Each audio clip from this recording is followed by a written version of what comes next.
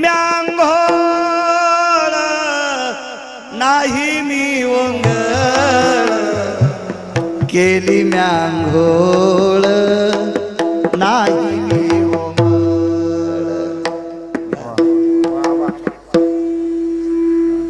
शहाण्याबाईनं घातलेलं लोणचं 2 वर्षाच्या नंतर खा. वाळलं न तर पाण्यात बुडून खा, तरी अर्धी भाकर आगाव खात माणूस. शहाणेबाई तसे शहाणं का. आणि टिकल्यावालीनं घातलेलं लोणचं 4थ्या दिवशी त्याच्यावर फेदरी. हो हो, ते पाहिलं की सर्दी होती. राहू दे त्याच्यापेक्षा नकोच. अनुज तुमचे बाबा आबा हे संप्रदायाला लाभलेले अनुज भाई रत्न होते. तुमचे बाबा महाराष्ट्राच्या मातीमध्ये अनुज राजे तुमच्या बाबांचे किती शिष्य असतील हो, काय शिष्य असतील.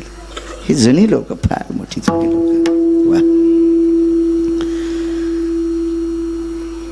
थरथर कापायचे मालक. अहो उत्तर भारतातला साधू होता देवा, हा दगडाला दूध पाजित होता. दगडाला उत्तर भारतातला साधू आबा, त्याचं नाव होतं कान्होगोवारी. त्याला इतका गर्व होता, माहिती तो पत्थर को दूध पिला था बोले. तर साध्वी जनाबाई म्हणल्या, आपल्या मुक्ताई साहेब म्हणल्या, झिपऱ्या दाढीच आलेली त्याची. त्याच्या जटा धरायला 200 शिष्य होते. पैशावालं होतं ना ते. जटा धरायला 200 शिष्य आणि दाढीच आलेली म्हणल्या झिपऱ्या. अशा रस्त्यावरल्या दगडायला तर महाराष्ट्रातले कुत्रे बी दूध पाजतील. तू पंढरपुरातल्या उभ्या फातराला दूध पाज, तू या खडावा सांभाळीते. आणि मग कान्होगोवारी पंढरपूरला आला. चलो रे भाई पंढरपूर जाना, केशव माधव से मिलना. चलो रे भाई पंढरपूर जाना, केशव माधव से मिलना. चलो रे भाई पंढरपूर जाना, केशव माधव से मिलना. चलो रे भाई पंढरपूर जाना, केशव माधव से मिलना. हिंदी भाषित होता तो. चलो बरे पंढरपूर को जाना है, केशव माधव से मिलना. विठ्ठल माधव से मिलना, विठ्ठल माधव से मिलना. आणि मग कान्होगोवारी पंढरपूरला आले आणि सोन्याची गुंडी घेऊन दूध पाजू लागला. गरुड खांबापाशी गेलं की पंढरपुरातल्या मालकानं सांगितलं, अग्नी नारायणा हे फुगीर आहे आणि फुगिराच्या हाताने मी नाही नैवेद्य घेत. तिळ मात्र जरी होयाभिमान, मेरू तो समान भार देवा. मालकानं सांगितल्याबरोबर देवा अग्नीनं दुधात प्रवेश केला आणि इतकं दूध उकळलं की कान्होगोवारीचे हातच जळाले. लहा लहा करू लागला. मग मुक्ताई साहेबांनी सांगितलं, नामदेवा पाजन दूध. तर दूध आणायला पैसे नव्हते. आई साहेब कान्होगोवारी श्रीमंत आहे, तर आपल्याकडे पैसे नाहीत. मुक्ताई साहेब म्हणल्या, नामदेवा किती दूध सांडलंय परवरात, हे भरा. तर नामदेवराय म्हणले, आई साहेब म्हणजे मुक्ताई साहेब, आई साहेब ह्या दुधाला आपले पाय लागलेत. मग राधेच्या पायाची माती पाण्यात टाकून त्याला प्याव वाटती, असं कोण म्हणतंय? मुक्ताई साहेब. मग आपले पाय का घाणीतून थोडेच आलेत. राधा भक्त आहे म्हणून तिच्या पायाची माती पंढरपुरातल्या मालकानं द्वापार युगात पेली. मग आपल्या पाय दुधाला लागल्यावर आपल्या पायाचं दूध प्यायला काय हरकत आहे? भरा दूध. नामदेवरायला सांगितलं, वंजळीन दूध भरलं आणि देवाकडे चालले. मुक्ताई साहेब म्हणल्या, नामदेवा त्याला गरज असली तर खाली येऊन पेन. हे कोण पाहत होता माहिती का? कान्होगोवारी. दाढीन गिढीन, हो 2.25 किलो तर सोनं होतं गळ्यात त्याच्या. हो असं दिसायला बोक्यावानीच उगा. वा नुसतं दूध प्याचा देऊन असं कान्होगोवारी असं पाहू लागलं. म्हणजे हे भगवान नीचे आएंगे बोले, हे तो पत्थर के भगवान है, कैसे आएंगे? आणि मग नामदेवराय खालून म्हणतात, दूध पिवो मोरे गोविंद लाला, दूध पिवो मोरे गोविंद लाला. बऱ्यापैकी चांगलं. कोणती गाय कोणता बछडा घरी गेल्यावर म्हणू आपण ते पुन्हा. विटेवरचा मालक खाली आला. ज्या बाईच्या मालकाला जगाचा बाप भेट होता ती बाई किती श्रीमंत असेल. त्या बाईचं नाव राजाई. ही आतली श्रीमंती आहे. आणि वरची श्रीमंती सांगू का राजो, त्या बाईचा सासरा मुसलमानाचं भांडार सांभाळीत होता. बिदरचा बादशाह कोण होता? जातीनं मुस्लिम. मंगळवेळ्याला जे धान्याचं भांडार होतं का बा अनुजराजे, ते बिदरच्या बादशाचं होतं. आणि हे भांडार सांभाळायला दामू शेट्टी होते. परिस्थिती फक्त पोटासाठी. एका ठिकाणी एक पुरावा आला. यांचे घर किती साधे होते. वारा पाणी मुसळधारा तेने तेने मोडीले छपरा. वारा रे पाणी मुसळधारा तेने मोडीले छपरा. केळीवरी नारळी घर चंद्रमोळी जाणत से आली नामयाची. साधं घर हो. आणि इकडची श्रीमंती बघा. देव भेट होता. देव देव देव भ्यायचा. वजनदार सात्विक सदाचारी पुण्यशील स्त्री राजाई संत शिरोमणी नामदेवरायांच्या धर्मपत्नी. मला वाटतं या माऊलीला 4 पुत्र झाले ना. नारा विठा गोंदा माता हे दोघे पुत्र. नारा विठा गोंदा माता हे दोघे पुत्र. जन्माने पवित्र त्यांचे वंशी. सुधा माता मदन बापले. दामन मदन बापले. नारा विठा मादा 4 जन्मले ते वंशी.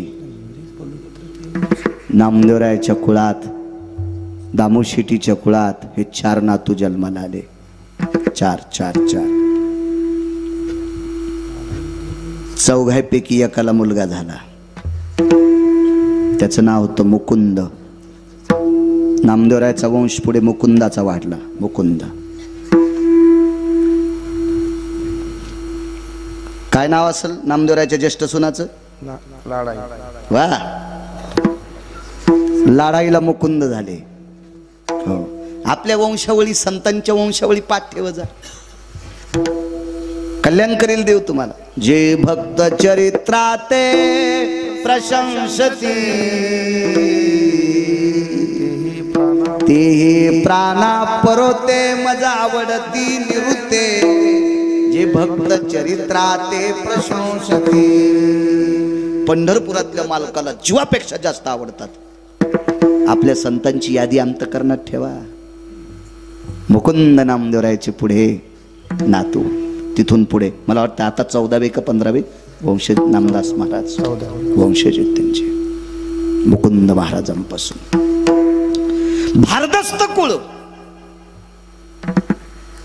आणि त्या नामदेवरायाच्या धर्मपत्नी राजाई अत्यंत परिस्थिती साधी.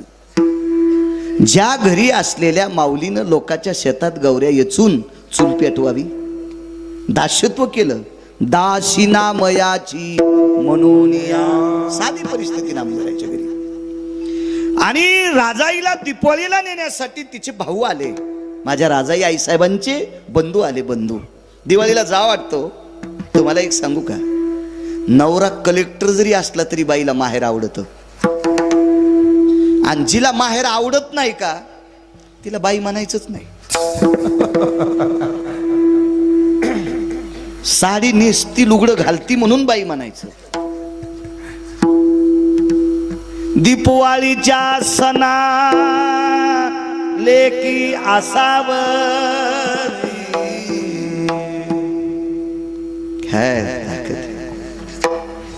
पुराणात कितीतरी पुरावे सापडतील. एक कवी लय गोड होता आबा. तो कवी एक बाई माहेरातलं वर्णन करते. घाल वाऱ्या पिंगा माझ्या परसात रे, सुखी आहे कोर सांगे आईच्या कानात रे. परसात गवऱ्या लावता लावता वारं सुटलं आणि त्या वाऱ्याला ती बोलू लागली, जाय रे भाऊ, येऊ शकत नाही दिवाळीला न्यायला, पण सांग माझ्या आईच्या कानात तुझी मुलगी खुश आले. काय प्रेम, काय अवदार्य, काय वैभव. दिवाळीसाठी ओढ लागली आणि भाऊ नेण्यासाठी आला. श्रीमंत भाऊ होता. राजाईचे वडील एका राजाकडे सरदार होते. सरदार आबा, त्या काळातला सरदार काय असेल तो, फार दस्त घोडे बसायला, घोड्याला चांदीच्या रिकिबा, लगाम सोन्याचा, असा फार दस्त सरदार.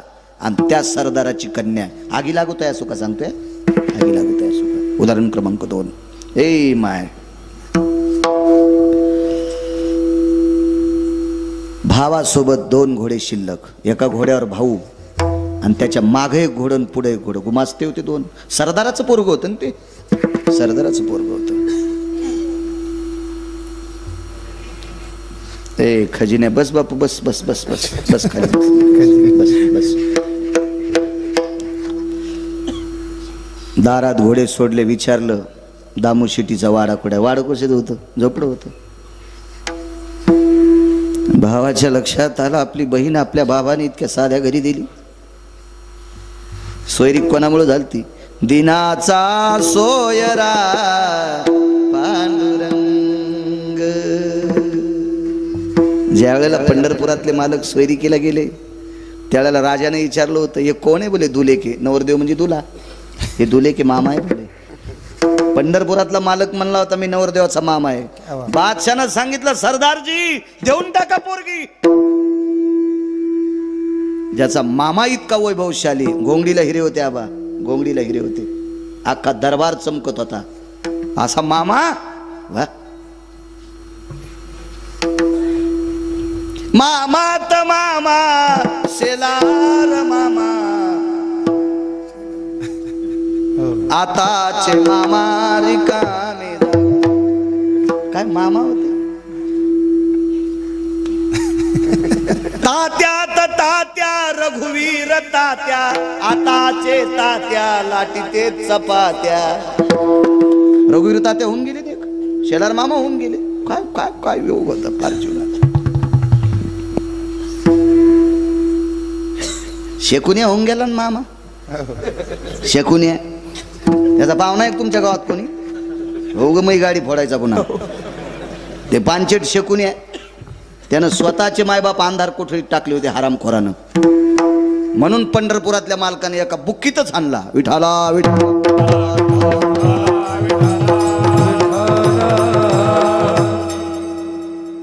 त्याला काय चोंभाळायचं रगिलाला. शकुनी नावाचे राजे होते, मुगड्या बस सुंबळ्या, शकुन्या म्हणजे त्याला. कारण देवाचे आई वडील बंदी शाळेत टाकले होते, इतकंच नाही पाप केलं, स्वतःचे मायबाप. कंस, हा कंस आहे. शकुन्या, शकुन्याचं एक सांगू तुम्हाला, ते होतं कधी कधी मेमरी कार्ड. शकुन्यानं बहिणीच्या पोरायला पत्ते खेळायला शिकले.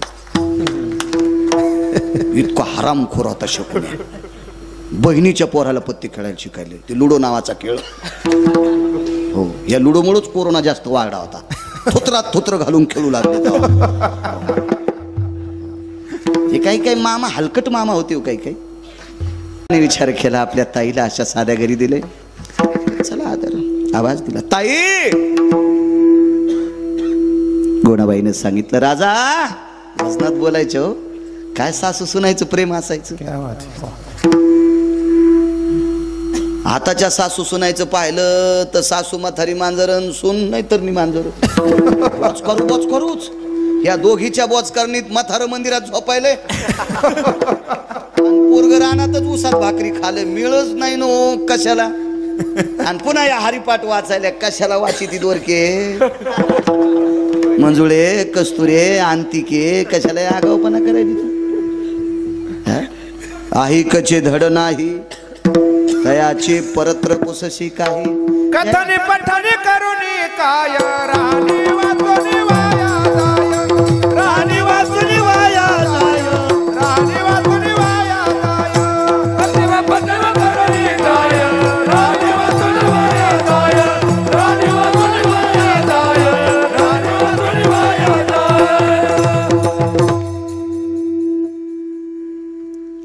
सून शेतातून आली, राणीमान नीट नसल्यावर चट मातीत जाते, गोड पुरावे. सून शेतातून आली, थकली होती काम करून. ते म्हणले, आत्या मी भाजी करते, तुम्ही 5-6 भाकरी टाका ना. म्हातारी म्हणली, बया रानात गेली तर माझ्या दिवसाला कमवायली काय? चव आली तर म्हणे, काय मग दिवस जित्यापणीच घालती माय, मला भाकरी टाक म्हणायली. तर सून म्हणली, आत्या माय नका टाकू, पण काही खालीवरी नका बोलू, माय नका बोलू. मी भाकरी बी करते आणि भाजी बी करते, या डंगरीनं नीट मारावं ना.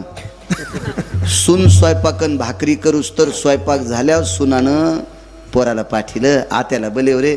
तर पोरग म्हणलं 2-3 घरी आजी गवसच ना. मग सुनाला वाटलं एकटीनं कसं जेव्हा आत्याला संग घ्यावा. तर सून सासूला बघायला गेली तर शेजारीन चपात्या करू लागली, ही एडगळ म्हातारी उंडे करून देऊ लागली. ही मागच्या जन्मातली मांजर होती, घर धोंडी. म्हणजे सुनानं भाकरी कर म्हणली करायच्या नाही, आणि शेजारीन चपात्या करू लागली तेव्हा ही उंडे करून देऊ लागली. नाही हिच्या अंगात झोपीत भितड पडायचं का हिच्या अंगावर?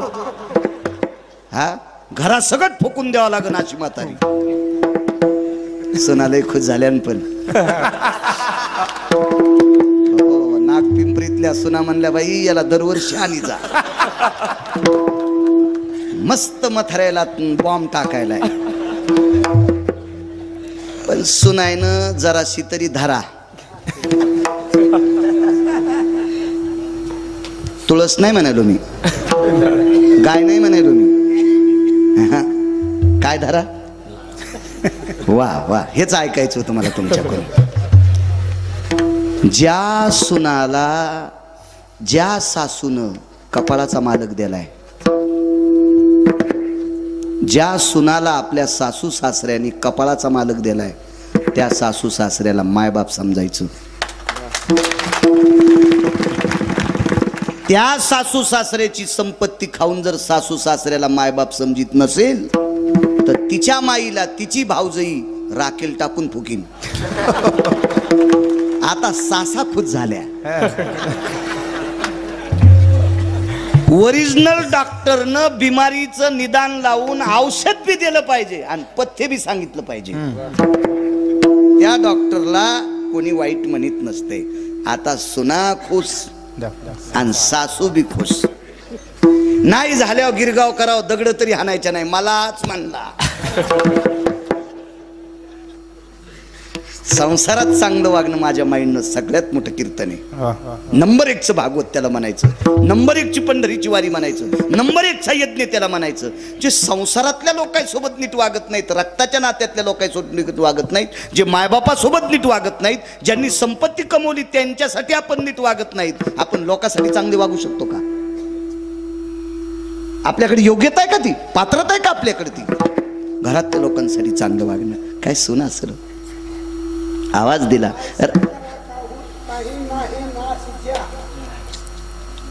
ऐसे का हो न करा काही, पुढे नाही ना सध्या. वा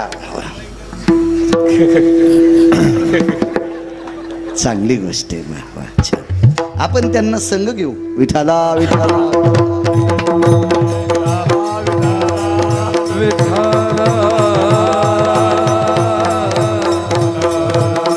आवाज दिला. राजा, राजाही नाव होतं. ए राजा जी, जी आत्या, बाहेर कोणीतरी बोलतय का ताई म्हणतय, पण काय आज्ञाधारी सून असेल देवा. झोपड्याच्या बाहेर आल्या आणि डोकावलं तुळशीपासून, हृदय पाझरलं. सासूला सांगितलं, आत्या माझा दादा आलाय, माझा भाऊ आलाय.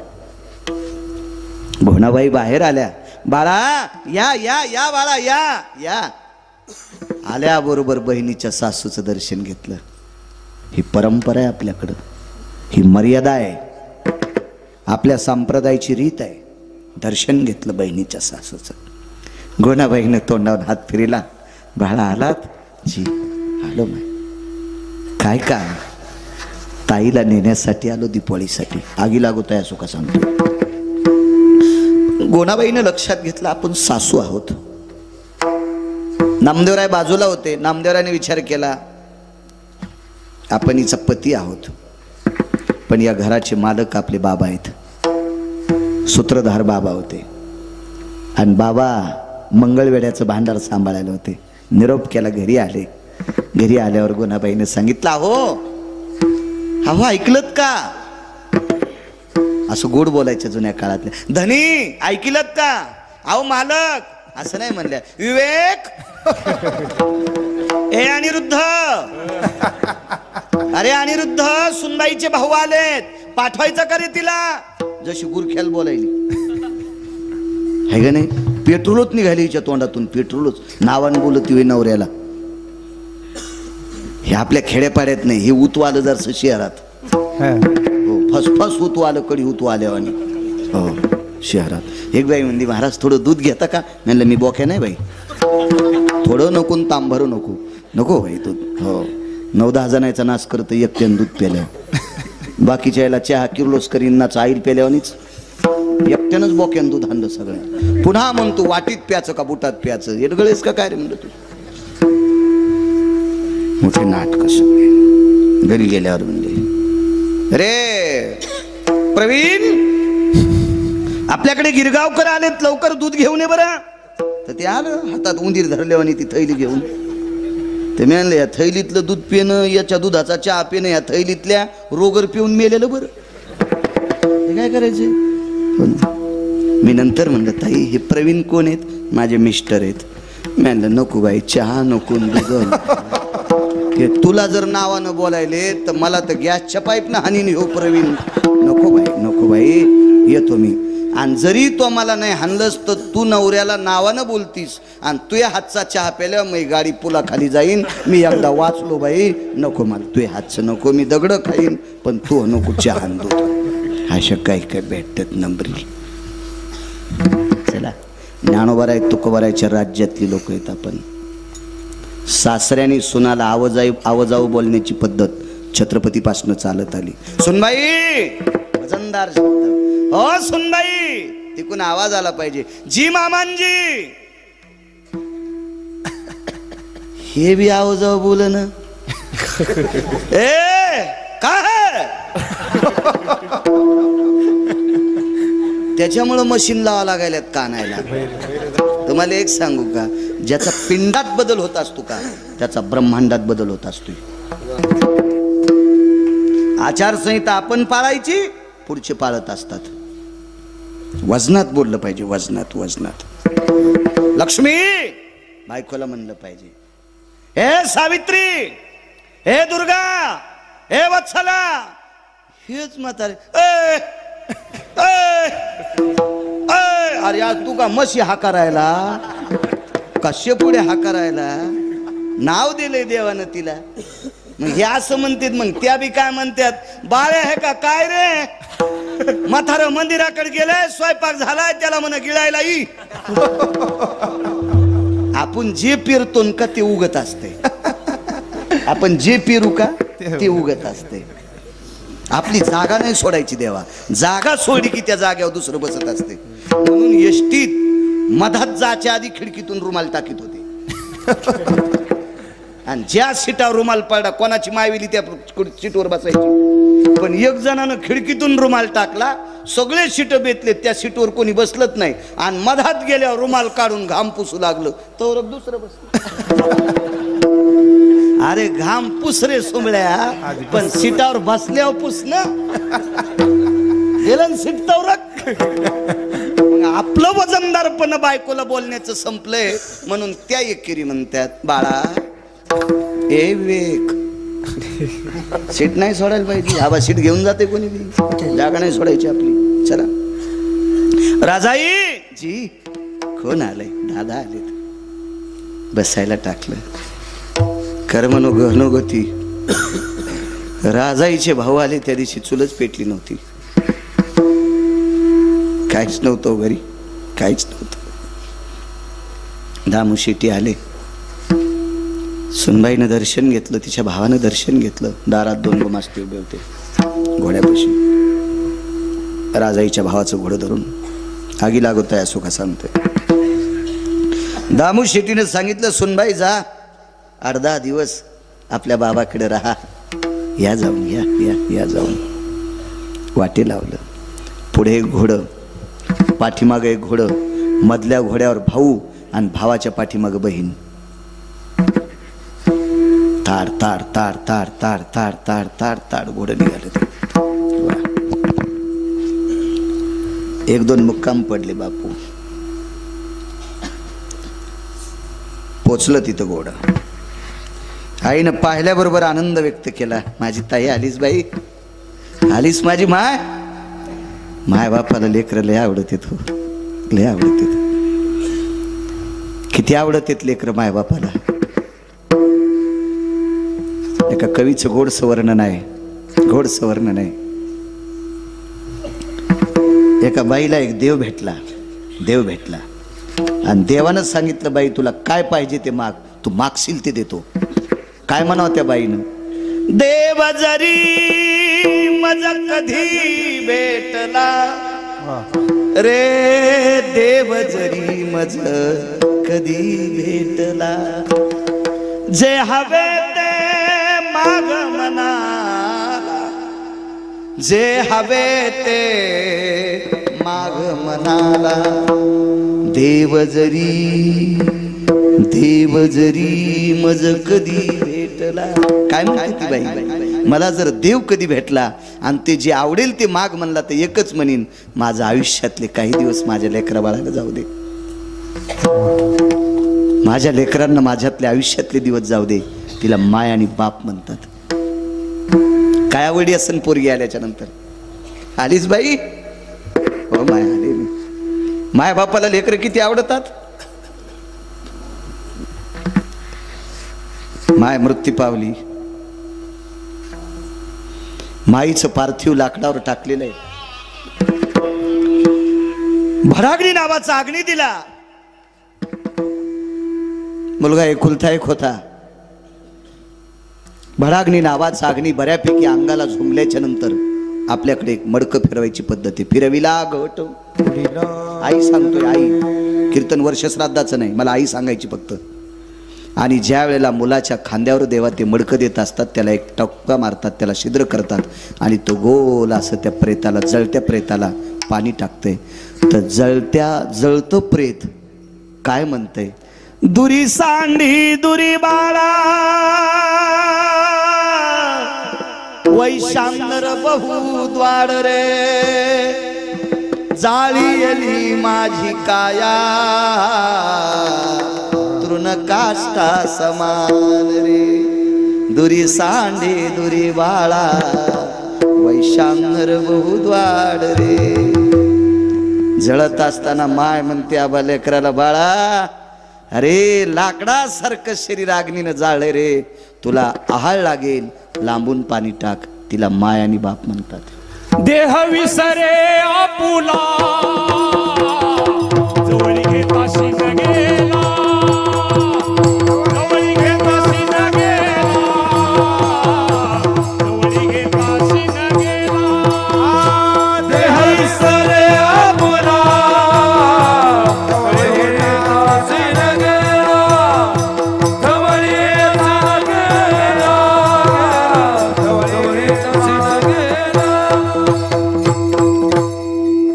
वाह पुराव महाराज, वाह दमदार. तिला माय आणि बाप म्हणतात. फार मोठी ताकद आहे. याच्या पलीकडे सांगू, एका बाईला 2 मुली होत्या, जुळ्या झाल्या. एकाच मंडपात लग्न. आबा अनुजराजे एकाच मंडपात लग्न. आणि एका मंडपात लग्न झाल्यामुळे, एकाच तिथीला लग्न झाल्यामुळं प्रपंचातलं एक सुख त्या संसारूपी वेलीला सुंदरशी फुलं लागली. आणि दोघीला एक एक मुलगा. महिन्या 15 दिवसाच्या 2 महिन्याच्या फरकानं दोघीला एक एक मुलगा झाला. आणि त्याच्यातली एक जात राहिली, एक जात राहिली. आईचं पार्थिव भिंतीला पलंगावर टेकवलेले, सुवाशीन गेलती. याच्याकरता भाऊकीच्या गावातल्या सोयरे धायरे सगळ्या मंडळी महिला जमून तिला हळीत कुंकू लावत होत्या. सौभाग्यवती स्त्रीचा अधिकार फार मोठा असतो. जी का भाग्याची आहे हो, आणि तिचा पती तिचा देव. पण चिमुकलं बाळ देवा रडत होतं. बऱ्यापैकी लोकांनी गाडीवर फिरवलं, पैसे दिले, बिस्किट दिले, खेळणं दिलं, पण थांबत नव्हतं. तितक्यात त्याची मावशी आली, जुळी होती. त्याची आई आणि मावशी सारख्याच दिसत होत्या, फक्त याच्या आईच्या खांद्यावर जाब होता आणि तिच्या नव्हता.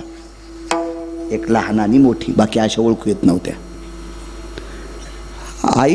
आईसारखी मावशी दिसती. गावातले 4-2 लोक म्हणले, अरे याची आई जरी मृत्यू पावली तर याच्या मावशीला सुद्धा तान्ह लेकरू आहे, हे पोरग जर शांत करायचं असेल तर मावशीचं पोरग तिच्या मालकाजवळ द्या आणि याला शांत करण्यासाठी मावशीला मनस्तानाला लाव.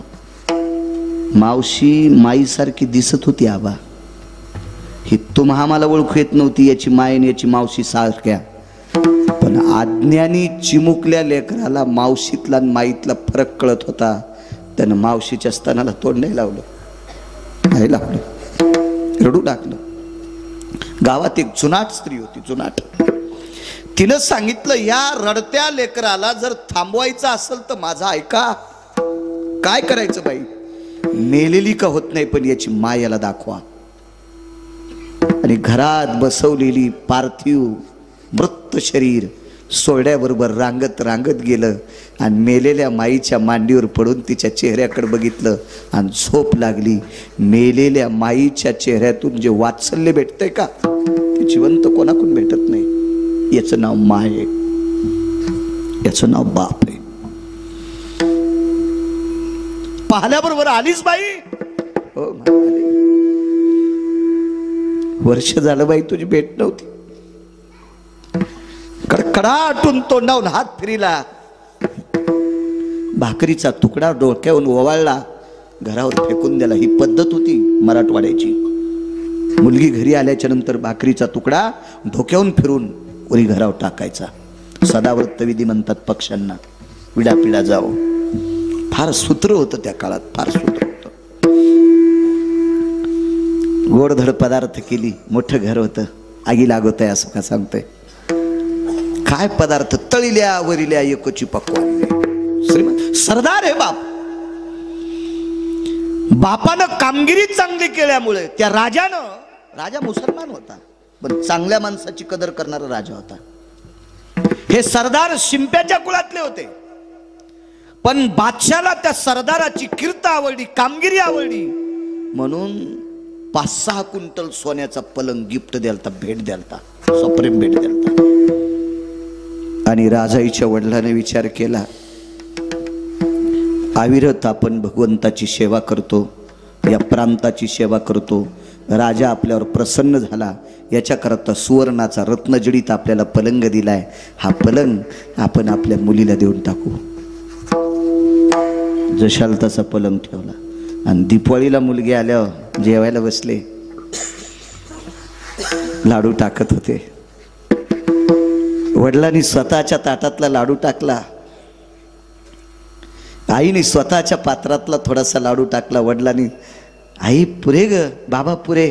बाई खाणं, बाई खाणं ग, तू दिवाळीला आलीस, काय प्रेम उचंबळला असेल मायबापाचं. जेवण आटपलं आणि पत्नीला सांगितलं, लक्ष्मी आपली बाई राजाई त्या पलंगावर आराम करेल. रत्नजडीत महाल होता. राजाईला त्या पलंगावर झोपण्यासाठी सांगितलं. उशाला पाण्याचा पेला, तांब्या ठेवला, फुलपात्र ठेवलं. मध्यरात्री राजाई उठली आणि जमिनीवर भिंतीला टेकून झोपली. 1 नाही, 2 नाही, 3 नाही, 4-5 दिवस असं कळलं. पत्नीनं मालकाला सांगितलं, धनी रोज तुम्ही मुलीला या पलंगावर झोपवता आणि मध्यरात्री ती उठून आपल्याला झोप लागली की ती जमिनीवर झोपते. मी तिला फार काही विचारलं पण ती काही बोलत नाही. ती म्हणते, मला झोपीत जेवण लक्षात नाही, मला काही कळालं नाही, मी झोपीतून कधी खाली उतरायचे, मला कधी लक्षात यायचं नाही. हे राजाई साप खोटं बोलत होत्या. त्याचं कारण आहे का पुढे, आगी लागत आहे असं का सांगतो. तर राजाईच्या सोबत आणायला जो गेलेला भाऊ होता, म्हणजे ह्या सरदाराचा मुलगा होता, त्याने विचारलं, का रे बाळा, आपल्या ताईची परिस्थिती कस काय, तिचं घर कस काय. तर त्यानं सांगितलं होतं, बाबा आपल्या ताईची फार मोठी श्रीमंती आहे, फार मोठी श्रीमंती. मुक्काम पडल्याच्या नंतर राजाईनं भावाला सांगितलं होतं, दादा माझ्या घरची परिस्थिती जर तू आईला बाबाला सांगशील तर त्यांना दिवाळीचा सण एखाद्या सुतकी प्रसंगासारखा वाटेल. रक्ताच्या नात्यातलं व्यक्ती मेल्यावर जसा दुःख वाटा असतो, माझ्या घरची परिस्थिती ऐकल्याच्या नंतर आईला आणि बाबाला दीपावली खाऊ वाटणार नाही रे. दादा तुला बहिणीची शपथ आहे, तुला राजाईची शपथ आहे, माझी गरिबी आई बाबाला सांगू नकोस. सोबतच्या गुमास्त्याला सांगितलं एक लक्षात ठेवा, माझे बाबा जर तुमच्या निष्ठेनं प्रेम करत असतील तर माझ्या बाबांचा नाहीच आदर करा. बहीण म्हणून माझी विनंती आहे. जी जी आई ताईसाहेब जी. मुलाला लाख प्रश्न केला राधाताई, पण मुलानं सांगितलं नाही आपल्या बहिणीची गरिबी. तिनं सांगितलं होतं माझी गरिबी जर आईला आणि बाबाला सांगशील तर बहीण मेलेला निरोप ऐकशील. असा घाणेरडा निरोप नकोय आपल्याला, म्हणून आईला आणि बाबाला सांगितलं नाही.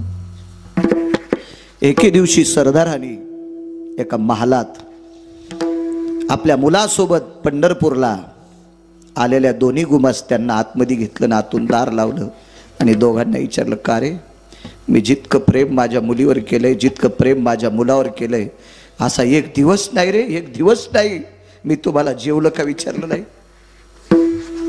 अरे स्वारीवर जायचं असेल तर माझ्या सोबत घेतलेली शिदोरी बी आधी तुम्हाला खाऊ घालतो रे. आणि असं जर तुमच्यावर प्रेम केलं असेल तर निष्ठावंत मालकाची शपथ आहे, माझ्या मुलीची परिस्थिती कशी आहे सांगा. दोघांच्या डोळ्याला पाणी आलं. सांगितलं मालक, ताईसाहेबांनी शपथ घातली याच्याकरता, मालकाला शपथ घातली याच्याकरता त्यांनी सांगितलं नाही, आणि आम्हाला जबाबदार ठरलं याच्याकरता सांगितलं आम्ही नाही. पण तुम्ही आज शपथ घालता आम्हाला मायबापासारखे तुम्ही मालक आहेत, तुमची शपथ मातीत जाऊ देत नाहीत. ताईची अत्यंत गरिबी आहे, आम्हाला पाण्याशिवाय काही प्यायला भेटलं नाही, फक्त पाणी पिऊन आलोत, ताईच्या घरी आम्हाला खायला भेटलंच नाही. ठीक आहे जाणे. ती रात्र जेवण झालं, मुलीला सोन्याच्या पलंगावर बसलं ताईसाहेब, आणि बाप देवा खाली बसलाय. आणि बापाने सांगितलं, बाई तुझ्या घरी गोदड आथरायलाय, गोदड पांघरायलाय, जेवायची परिस्थिती काय. बाबा तुम्हाला कोण सांगितलं. कोणी सांगितलं नाही बाई, गुमास्त्याला शपथ घातल्याच्या करता त्यांनी सांगितलंय, तुझ्या भावानं नाही सांगितलं.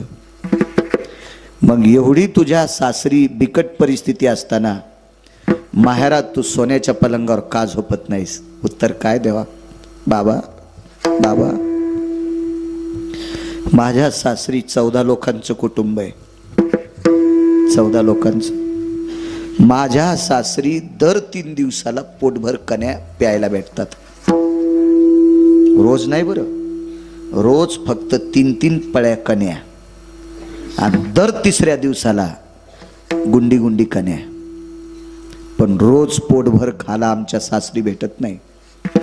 मग का ग राजाई, ज्या सासरामध्ये, ज्या नवऱ्याकडे, ज्या सासऱ्याकडे, ज्या सासूकडे, ज्या घरात तुला रोज पोटभर खायला भेटत नाही, तिथे तू आनंदाने झोपते.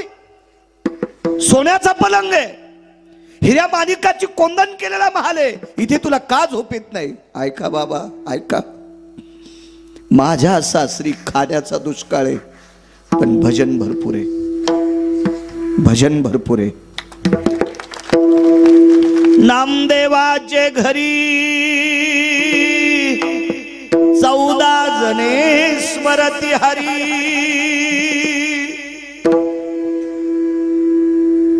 आमच्या घरात 14 जण भजन करतात. सकाळचं भजन असतंय, संध्याकाळचं भजन असतंय. काही कामानिमित्त जर बाहेर कोणी गेले नसतील तर दुपारची धूपारती असते, दुपारचं सुद्धा भजन असते. बाबा झोपडे घरातून चांदण्या दिसत्या. तो दर 3 दिवसाला पोटभर खातो, रोज पोटभर भेटत नाही, पण पोट भरून भजन. पलंग सोन्याचा आहे, महालाला हिऱ्या माणिकाची कोंदण केली, पण इथं टाळ सुद्धा वाजलेला ऐकायला भेटत नाही. म्हणून या सुखाला आग लागो बाबा, या सुखाला आग लागो. म्हणून मालक पहिल्या कडव्यात म्हणा, अगिला घेतया सुखा, अगिला गतया सुखा, अगिला गतया सुखा, अगिला गतया सुखा, अगिला गतया सुखा,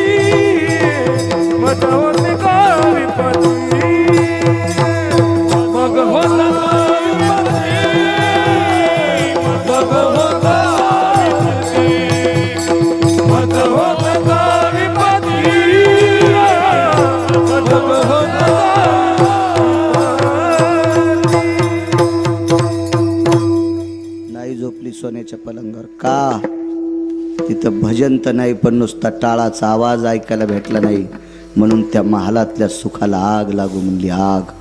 संत शिरोमणी नामदेवरायची पत्नी.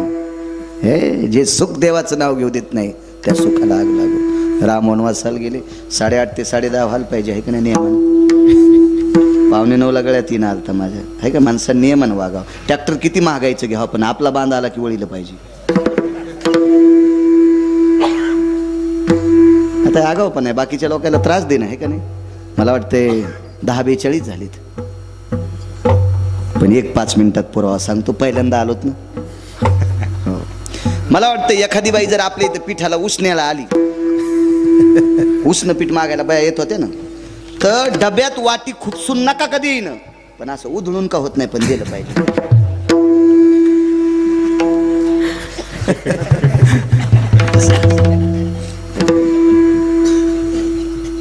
मी काय बाई नाही, पण खेड्यातला जन्म आहे माझा, त्याच्यामुळे मला माहिती आहे उधळून दिलं पाहिजे. असं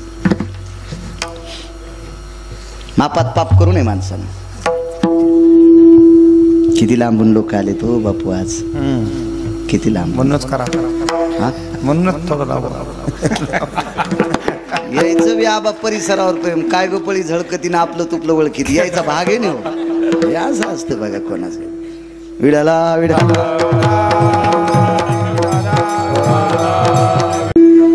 एक पुरावा सांगतो तुम्हाला. येत्या 22 तारखेला पंढरीतले मालक, 7व्या अवतारातले भगवान प्रभू रामचंद्र एका दिव्य मंदिरामध्ये विराजमान होणार आहेत. माझा मर्यादा पुरुषोत्तम ब्रह्मांडाचा नायक एका दिव्य वास्तूमध्ये विराजमान होणार आहेत 22 तारखेला, येत्या 22 तारखेला. म्हणून त्या 22 तारखेला ज्या ज्या गावातून माणसं आले त्या त्या गावातल्या लोकांना पायाला स्पर्श करून विनंती करतो, त्या दिवशी आपल्या गावात दिवाळी साजरी करा. त्या दिवशी आपल्या गावात गुढीपाडवा साजरा करा. गुढ्या लावा, तोरणं लावा, रांगोळ्या काढा. बायकांनी हरिपाठ वाचा, गाथा वाचा, ज्ञानेश्वरी वाचा. गावातल्या मंदिरात भजन करा. शक्य असल्यास एखाद्या सद्भक्तानं त्या दिवशी कण्या घुगरीची पंगत द्या. मी म्हणत नाही बुंदीच करा, कण्या भाकरी काय, आमटी भाकरीची पंगत द्या, पण उत्सव साजरा करा. माझा जगाचा पाप एका दिव्य मंदिरामध्ये विराजमान होणार आहे. त्या दिवशी विराजमान आहे त्या मालकाच्या नावानं फक्त अर्धाच मिनिट भीक मागतो. श्रीराम जय राम जय जय राम, श्रीराम जय राम जय जय राम, श्रीराम जय राम जय जय राम, श्रीराम जय राम जय जय राम, राम जय जय राम, श्रीराम जय राम जय जय राम, श्रीराम जय राम जय जय राम, श्रीराम जय राम जय जय राम, श्रीराम जय राम जय जय राम, श्रीराम जय राम जय जय राम, श्रीराम जय राम जय जय राम, श्रीराम जय राम जय जय राम, श्रीराम जय राम जय जय राम. प्रभु रामचंद्र भगवान सियावर रामचंद्र की बजरंग बली की भारत माता की वंदे वंदे वंदे.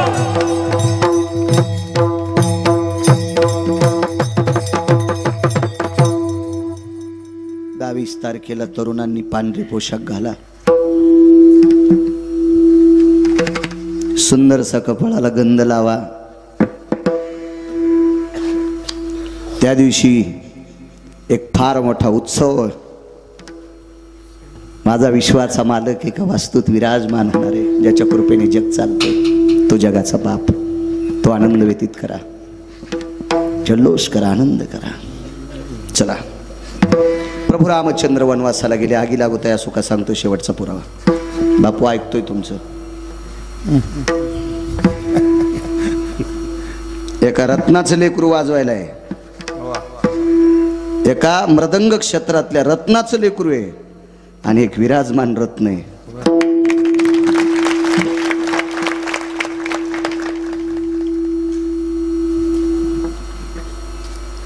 प्रभू रामचंद्र ताईसाहेब वनवासाला गेले.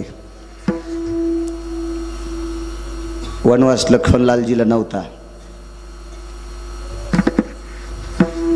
पण ज्येष्ठ भाऊ बिना चप्पलचा वनवासाला जातोय.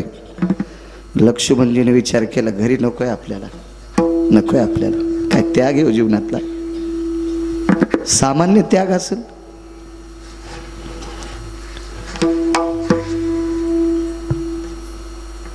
आईचं दर्शन घेतलं लक्ष्मणजीनं. डोंगरोजी गुरुजी सांगायचे, बापू रामचंद्रजी महाराज डोंगरे गुरुजी सांगायचे, लक्ष्मणजीनं आईचं दर्शन घेतलं ना आईला सांगितलं, देवा माय मी रामचंद्रांची सेवा करण्याकरता चाललो. तर आईनं लक्ष्मणजीला सांगितलं, लखन रामचंद्रांची सेवा करत असताना स्वप्नात पण पाप नाही आलं पाहिजे. काय माय असेल होती हे लखन, स्वप्नात पाप नाही आलं पाहिजे, स्वप्नात. लखनलालजीने विचारलं, आई स्वप्न कधी पडतंय ग? झोपल्यावर. मग झोप कशाने येते ग? जेवल्यावर. 14 वर्ष जेवणारच नाही, 14 वर्ष जेवणारच नाही, मग झोप येईल का? आला सामान्य त्याग असेल काय? 14 वर्षावरी गेले उपोषण दानता प्रत्यक्ष आपणाचे, दानता प्रत्यक्ष आपणाचे. 14 वर्षावरी गेले उपोषण दानता मनावरती, दानता मनावरती. 14 वर्ष उपवास केला, जमिनीला पाठ टाकली नाही. वा बापू पुरा वा. काही काही माणसाला कडीला आऊत गेल्या उभाट्यानं आऊथाना वाटतंय, बांध बारीक करायचा ना. हे टाइम संपल्यावर असा लय उल्हास येतो आमच्या.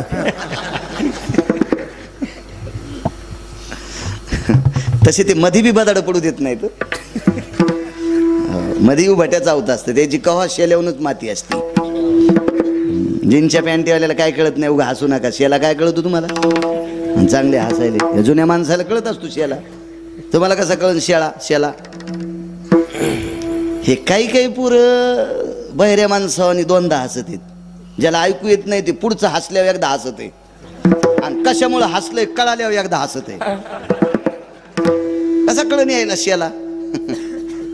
कळून घे जा राजू, राजू. ज्याला संसारात शिखर गाठायचं का, दुःखाचं शिखर ओलांडून पलीकडे सुखाच्या शिखरावर जायचं का, त्याने रानात काम करणाऱ्या बापाचा घाम पहा. त्यानं कमवलेली संपत्ती हिशोबात खर्चित आण. ज्यानं माय बापाच्या अंगाला आलेला घाम पाहिला नाही, त्या पोट्याला कळतच नाही ते खताच्या ढिगलावरलं झाड असते. साखरेच्या पोत्यातल्या मुंगळ्याला अक्कल असते का किती साखर खावा आणि किती बाऱ्या संडासला जावा? अरे बापानं कमवलेली संपत्ती टिकवायची असेल राजे हो, तरुणांना सांगतोय, तर त्याच्या कपाळाचा घाम एके दिवशी रानात जाऊन पहा. त्यानं कमवलेला रुपया तुम्हाला गाडीच्या चाकासारखा वाटेल. तुम्ही हिशोबात पैसे खर्चिताल आणि पप्याची माय आनंदात जगिताल. बापाचा घाम जे पोट्ट पाहत नाही का, ते पैसे इतके उधळीत आहे आणि उडाल्यावर मग दगड याचायला जाते. कणिक तळाला गेली मंजुरीची हवाली, आणि आधी तर पार तुपानं आंघोळ कुरलाला सुंबळ्या तू. कवडीची अक्कल नाही, रातच्या 12 वाजता वाढदिवस साजरा करतो कोंबडीचे अंडे फोडून. भिकार चोट कुठला? तुला अकलीचा कांदा आहे का? मायबापाच्या जोर उड्या हंतून ना आलाय का? लोकांचा घाम बघितलं पाहिजे. मालकाने आबा गड्याचा घाम बघावा. ज्याला गरिबाची तळमळ कळते त्याची संपत्ती टिकत असती. हो, ज्याला गरिबाच्या घामाची जाण नाही का, त्याला कोण्या दिवशी पंढरपुरातला मालक गुंठ्यावर आणून सांगता येत नाही. हो, गरिबाची जाण ठेवली पाहिजे, कष्टकऱ्याची जाण ठेवली पाहिजे. तरुणांना राग येईल तुम्हाला माझ्या बोलण्याचा. काय करताल? दुसऱ्या बार आणायचा नाहीत ना का आणू तुम्हाला 30 गाव पट्ट्याला 36 गाव. पाईप आहे माहिती पैशाचा पाईप. पंढरपुरातल्या मालकानं भरभरून दिले मला. वस्त शेती करतोय मी. लोकायला खुश वाटलं. एक जण म्हणला, महाराज असं कीर्तन झकास करा. म्हणलं तेव्हा बायकोची साडी नेसून नाचतो. कीर्तन हा झकास विषय असतो रे सुंबळ्या. तुला अकलीचा कांदा आहे का? अरे कीर्तन हा बोधावर आरूढ असणारा विषय. कीर्तन चांग होयांग हरी. इथं बसलेल्या एका सुनानं आजचं कीर्तन ऐकून आदरानं जर सासू सासऱ्याला पाणी दिलं तर त्याचं पुण्य मला लागेल. आणि त्या पुण्याच्या बळावर तिची लेकरं तिला म्हातारपणी सांभाळतील. म्हणून कीर्तनकारांनी राग येऊ द्या पण चांगलं बोलत जा. असो नाही झोपले मालक, देवा त्याग होता लक्ष्मणजीचा. लखनलालजी वनवासाला सोबत गेले. बायकोचा त्याग सांगू का बाबा. 14 वर्षात किती दिवाळ्या आल्या, एकाही दिवाळीला बाई माहेराला नाही गेली. तिचं नाव होतं उर्मिला. खांबाला टेकन दिलं. राजा जनक स्वतः न्यायला आले. तर विहीनबाईला बोलावं कसं. आडवा पडदा लावला धोत्राचा. धोत्राच्या पलीकून कौशल्याबाई होत्या, जनकाच्या विहीनबाई, आणि अलीकून जनक. प्रणाम केला. विहीनबाई उर्मिलेला न्यायला आलोय. कौशल्या आई साहेबांना सांगितलं व्याही येत असेल तर घेऊन जा. चुलता उर्मिलेच्या महालात प्रवेश केला ना आवाज दिला, उर्मिला. नाही बोलली. ए उर्मिला नाही बोलली. तिसऱ्यांदा आवाज दिला, उर्मिला मी काका आलोय. खांबाला हात होता. असं पाहिलं. हालात काका? होय. काम काय ते पटकन सांगा. माझ्या साधनेत व्यत्यय आणू नका. राजा जनकानं सांगितलं, बाई तुला दीपोळीला नेण्यासाठी आलो. नकोय. माझ्या कपाळाचे मालक रामप्रभूंच्या जगाच्या मालकाची सेवा करण्याकरता वनात गेलेत. पाण्याचा थेंब पेत नाहीत आणि जगाचा बाप बिना चपलाचा कंदमुळं खाऊन फिरायला आहे. आणि जिचा मालक वनात उपाशी आहे अशा मालकाच्या पत्नीनं माहेरात जाऊन लाडू खावा हे उचित नाही. काका तुम्ही निघून जा. मी तुझ्यासाठी काही करत नाहीत काका. माझे मालक वनात आहेत आणि तुम्ही बोलत असताना भजन बंद पडतंय. तुम्ही लवकर निघून जा. त्याग केला त्याग सुखाचा, आगी लागू तया सुखा. नाही गेल्या माहेरात, नाही लाडू खाल्ली, नुसती खांबाला टेकून देऊन पती वनवासात. ऐका पुढचा प्रकार. नंदीग्रामाच्या ठिकाणी एक सर्पीन आपल्या पिलांना घेऊन जात होती. भूक लागली तिला. त्या पिलांना काही खाद्य भेटलं नाही. भरत हे नंदीग्रामाच्या ठिकाणी भजन करत होते. राजपुत्र होते. काय शरीर असेल भरतांचं, काय वैभव असेल, काय रूप असेल भरताचं, काय तारुण्य असेल त्या भरताचं. लालबुंद शरीर होतं भरताचं. लालबुंद राजमुद्रा होती. वाऱ्याच्या फडतकारीने मांडीवरचं वस्त्र थोडंसं पाठीमागं सरकलं आणि भरताची लालबुंद मांडी दिसत होती. राजपुत्र होता बा तो, राजपुत्र. आणि ती लालबुंद मांडी पाहिल्याच्या नंतर सर्पिणीच्या पिलांनी सांगितलं, आई एक एक घास खायचा ग याचा, मारायचा का गलच का.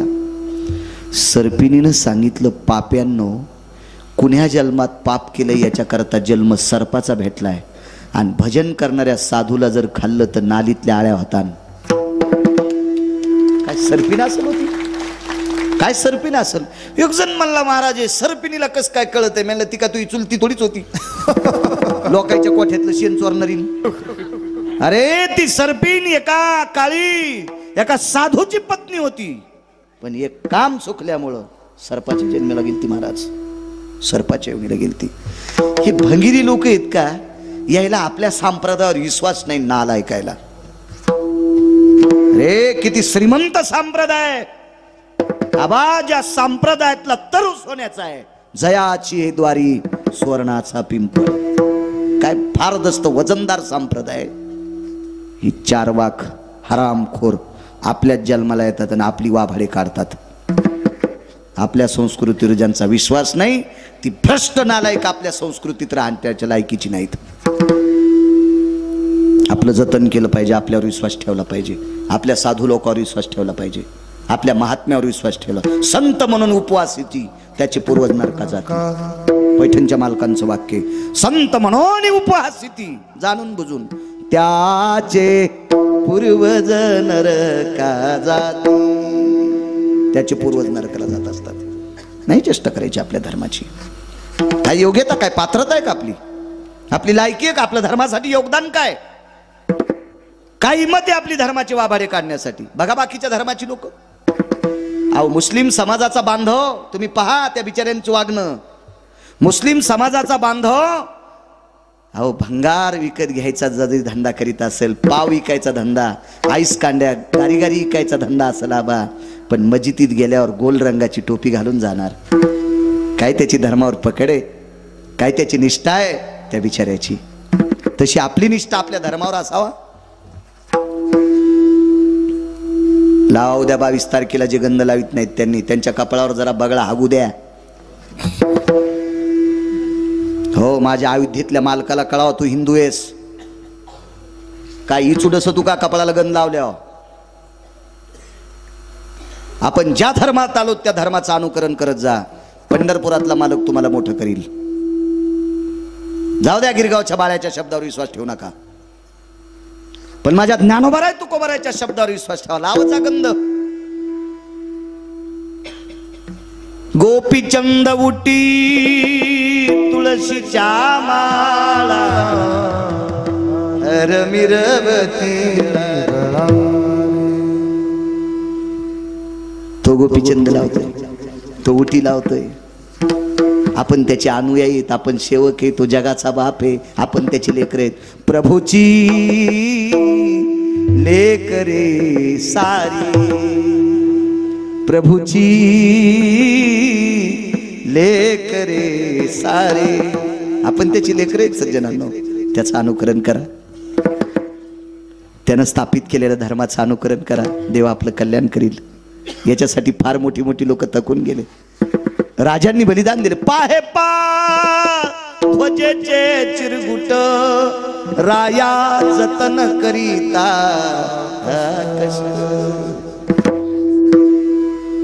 काय बलिदान आहे लोकांचं या धर्मासाठी. आपलं अनुकरण करा. चला. त्या सर्पिणीनं सांगितलं पाप्यांनो तुम्हाला शिक्षा आहे. काय शिक्षा? आम्ही साधूचं मांस खाल्लं नाही, खाऊ इच्छा केली. मग इच्छा जरी वाईट झाली तरी पाप लागले. याच्यातून जर मुक्त व्हायचं असेल तर झाडाची सावली कल्ली सूर्य फिरल्याच्या नंतर आबा भरताच्या अंगावर ऊन आलं आणि उन्हात भजन करीत असताना अंगाला घाम आला. हा घाम पुसायचं काम करा. सर्पाने विचारलं पिलांनी, आई घाम कसा पुसायचा? तोंडानं वारं घाला. आणि तिचे सगळे पिलं चारी बाजूने भरताला वारं घालीत होते. भरताने विचार केला दुपारची वेळे आपला स्वेद कोण पुसलाय? स्वेद म्हणजे घाम. वरुता काया स्वेदातील, काया म्हणजे शरीर आणि स्वेद म्हणजे घाम. डोळे उघडून पाहिलं तर सर्प घाम पुसतात. का रे? सर्पिणीने विचारलं कोण आपण? राजा दशरथाचा पुत्र आहे, अजराजाचा नातू आहे, रघुवंशातला आहे. सर्पिणीनं सांगितलं आपण भरत राजा दशरथाचे पुत्र आहात. मग अयोध्येसारखं स्वराज्य सोडून तुम्ही इथं वनात अंगाला काव का लावली? काय म्हणावं भरतानं त्या सर्पिणीला? माय माय माझा जगाचा बाप वनात गेलाय ग. माझा विश्वाचा बाप बिना चपलाचा वनात फिरतोय ग. आणि जगाच्या बापाने वनात फिरावा आणि मी अयोध्येतल्या राज्यातले चोजले पूर्ण करत असताना, शारीरिक चोजले पूर्ण करत असताना आनंद लुटावा. हे चोजले पूर्ण करत असताना देवाचं नाव विसरतोय ग. याच्याकरता अयोध्येच्या सुखाला लात मारली. आगी लागो तया सुखा, अंगाला काव लावली आणि नंदीग्रामाच्या ठिकाणी भजन सुरू केलं. आगी लागो तया सुखा, जेने हरिने मुखा विढोबा रखुमाये, विठोबार कुमाये, विठोबार कुमाये, ज्ञानेश्वर माऊली नाराज